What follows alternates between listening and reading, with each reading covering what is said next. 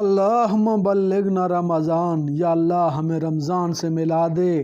نبی پاک صلی اللہ علیہ وآلہ وسلم نے فرمایا کہ اگر میری امت کو رمضان کی افادیت معلوم ہو جائے تو وہ اللہ تعالیٰ سے دعا کرتے کہ سارا سال رمضان ہو۔ حضرت علی رضی اللہ تعالیٰ عنہ نے فرمایا اگر اللہ تعالیٰ اس امت کو عذاب میں مبتلا کرنا چاہتا تو رمضان المبارک اور سورہ اخلاص عطا نہ فرماتا۔ رمضان میں نوافل کا ثواب فرائض کے برابر کر دیا جاتا ہے اور فرضوں کا ثواب 70 گنا بڑھا دیا جاتا ہے۔ شیطان کو زنجیروں میں جکڑ کر قید کر دیا جاتا ہے۔ اللہ پاک افطار کے وقت 10 لاکھ افراد کو جہنم سے آزاد فرماتے ہیں، تو ضرور دعا مانگیں کہ یا اللہ آج جو 10 لاکھ افراد بخشے جائیں گے اس میں میرا نام بھی لکھ دے، اس میں میرے بچوں کا نام بھی لکھ دے۔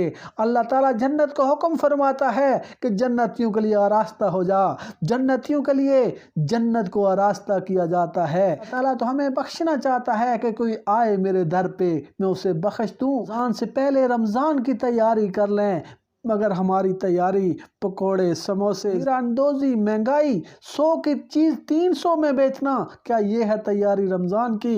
خدا کا خوف کریں، رمضان میں اشیاء سستی بیچ کر جنت کمائیں۔